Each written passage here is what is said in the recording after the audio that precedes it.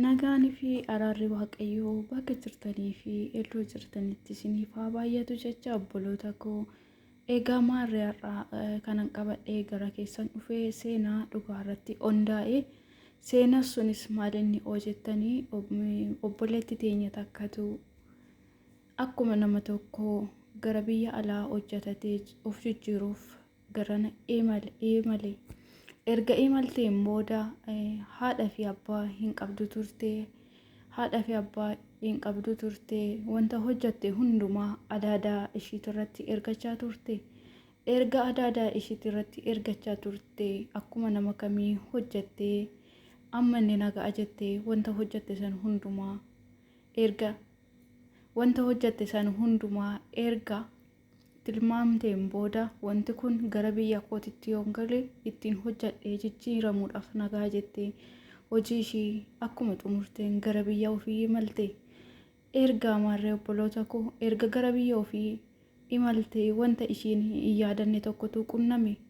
Innis maal inni yoo jettan obboleettiin teenyatuun qarshii ishii haadhaaf abbaa waan hin qabneef adaadaa ishiitirratti ergachaa turte. Erga maarree gaafa ishiin galtee mana adaadaa ishii kanatti deebitu adaadaan ishii waan ishiin hin yaadne jetteeni rakkadheen qarshii kee balleesse ittiin fayyadame umtu qarshiin na bira hin jiru jettee gaafa itti himtu ishiinis maarree baay'ee gadditee baay'ee itti dhaga'ame baay'ee boo'aa turte. Erga boottee erga gadditee nama itti himattu nama itti hirkattu haadhaaf abbaas ta'ee ummaas hin qabdu. Egaa maarree obboloota koo erga akkas taateen booda deebitee ammas gara biyya alaa imalte. Erga gara biyya alaa dhufte immoo adaadan ishiin amantee adaadan ishiin jaalattu sun erga kaaddee wanta ishiin hin yaadne irratti raawwatteen booda gubummaan itti dhaga'ame.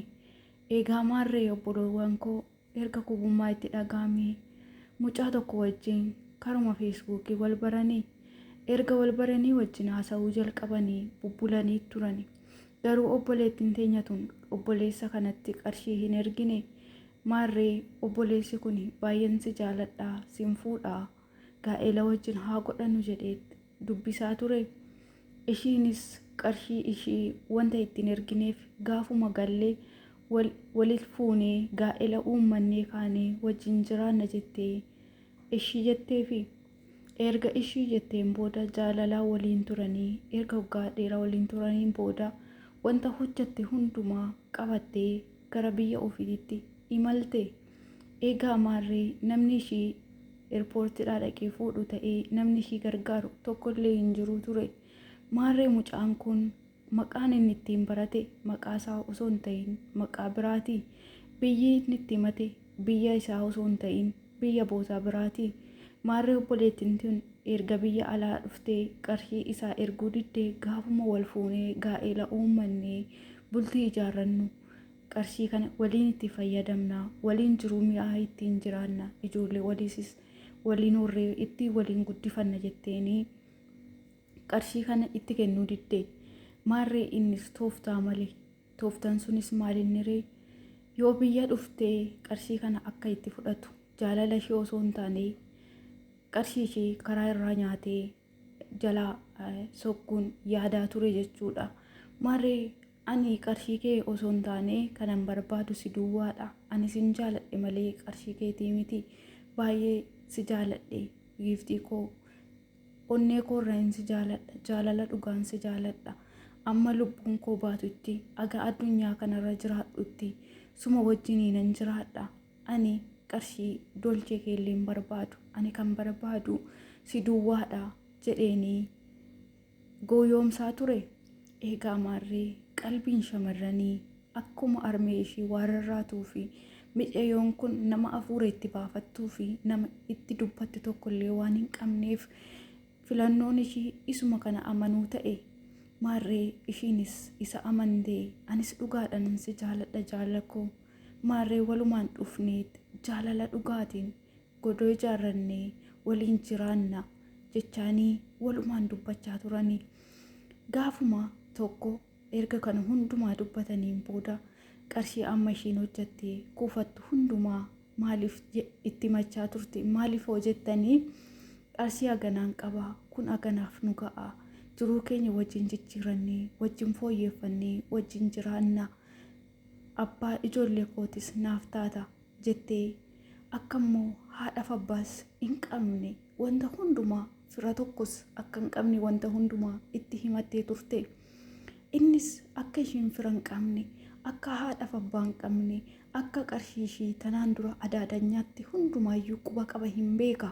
Maarree eega kana hundumaa akka namni tokko bira dhaabbatu hin qabne erga beekeen innis itti fayyadamuu yaale. Maarree obboloota koo, ishiin dhugumaan nama garaa godhattee, dhugumaan isa jaalattee, dhugumaan isatti hirkachuudhaaf, dhuguma isa wajjin jiraachuudhaaf erga yaaddee keessa ishii hundumaa isatti himachaa turte. Innis wajjin yoo ishiin gaddite gaddee, yoo ishiin booche boo'ee, yoo ishiin gammadde gammadee fakkeessee wajjin jiraachaa ture. Dhugumaan siniin jedha, dhalli namaa baay'ee ulfaata, baay'ee tokko jechuudha.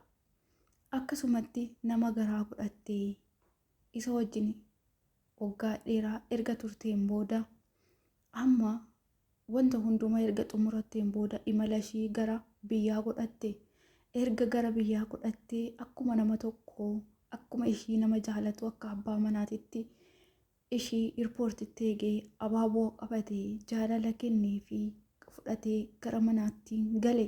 Manni ittiin inni gale mana kiraayitii, biyya ofiitirraa fagaatee bootaa namni isa hin beeknetti qabatee galeeni. Erga wajjin jiraatanii bubbulanii warqiin ishiin qabattee galte, mi'a ishiin qabattee galtee fi qarshii ishiin qabattee galte ittiin hojjanna jedhee akkaawuntii keetirraa waan baduuf jedhee kan ofiititti jijjiirratee warqii ishii immoo kan jiru hundumaa bootaan ishiin keessu laalee wanta hundumaa qopheeffatee jira inni. Ishiin garuu kana hundumaan beektuu turte. Waanuma dhugaadhaan ishii jaalatu, waanuma dhugaadhaan ishii wajjin jiraatu, waanuma dhugaadhaan ilmoo waliin argatanii jireenya gaarii wajjin geggeessanitti fakkaatee ture. Lakki dubbiin immoo akkas hin taane. Eegaa maarree mucichi kun nama fira hin qabne argee, nama ishiidhaaf namni iyyuu tokko akka hin jirre beekee, maarree maqaa biraa baafatee iddoo biyya biraatitti erga mucayyoo tana gaa'ila wajjin godhatanii bubbulaniin booda gaafa ishiin manaa baatee bootaa biraa dhattu inni suuta jedhee duuban gara manaatitti deebi'ee wanta ishiin qabdu hundumaa birrii baankii keessaa jiru wanta ishiin qabdu hundumaa fudhatee jalaa sokkee. Ergasii maarree yoo ishiin gara manaatitti deebitu manni duwwaadha. Warra mana itti kireessaniin immoo bootaa biraa mana biraa argannee jijjiirannaa jedhee goyoomse. Ergasiin booda wanta jiru hundumaa fe'atee qarshii jiru hundumaa fudhatee erga sokkeen booda ishiin immoo warroota poolisii waamtee gaafa mana hundumaa agarsiistu, gaafa dhattee hiyyitu wanti tokko hin jiru eenyu jedhanii gaafa gaafatan maqaa isaa yoo itti himtu namni maqaa akkasii hin jiru, biyya isaa itti himtee biyya akkasii keessa maqaan isaa hin jiru, walii gadi sooranii barbaadanii dhabanii. Erga dhabaniin booda mucayyoon tun baay'ee miidhamte. Namuma abjuu keessa jiru taatee bakkatti qalbiin ishii darbe hin maraatte, huccuu gatte, sammuun ishii gallakkise. Eegaa maarree warri poolisii sunillee mana yaalaa mataa geessanii hospitaala keessa jiraatti, of hin beektu, namni ishii gaafatu hin jiru, firan qabdu. Eegaa maarree obboloota koo, Waaqayyoon wanta akkanaatirraa nama haachisu. Maatii jechuun eenyummaa ofiiti, haadhaaf abbaa jechuun kafana ofiiti. Gaafa badan nama barbaadu, gaafa dhaban namaa kennu, gaafa kufan lafaa ol lama kaasu. Obboleewwan koo, maatiin ofii qoosaa miti. Mucayyoon tun osoo maatii qabaatte akkanatti dirreerratti naftuu turte. Innis akka maatii hin qabnee fi akka fira hin qabne beekee akkanatti ittiin taphatu ture. Ishiinis immoo osoo maatii qabaattee isa qofatti hafuuran baafattuu turte. Isa qofatti keessa ofii himattee hin mari'attuu ni turte. Maarree wanta akkanaa kanarraa Waaqayyo nama haachisu obboleewwan koo. Eegaa maarree seenaa dhugaarratti hundaa'e kana qabadhee kanan sidii dhufee fi wanta tokko irraa barattu jedhee tananii. Egaa obboleewwan koo gaafa gallee wal fuunaa qarshii qabadhee dhufeen gaa'ela wajjin uummanna yoo jettanis kunoo wanti akkanaa kun hin jiraata. Ishii jedhanii gaa'ela erga wajjin uummataniin booda waan qaban nama jalaa fudhatanii baduunis hin jira. Kanaaf obboleewwan koo nama hin beekne irraa of qusadhaa. Nama miidiyaa irratti wal barattan irraa wal qusadhaa. Namni miidiyaa irraa kan si miidhuuf yookaan sitti fayyadamuu dhufe malee kan si gargaaruuf yookaan harka si qabuu dhufe tokkollee hin jiru. Kanaaf obboleewwan koo balaa akkanaatirraa rabbiin nama haatisu jechaa wanta irraa barattanii koomentii jalatti naa barreessaa. yuutuubii koo immoo laayik sheer naaf godhaa. Yaada gaggaarii qabadheen sinii dhufaa na jajjabeessaa. Har'as borus na biraa hin hafinaan siniin jedha.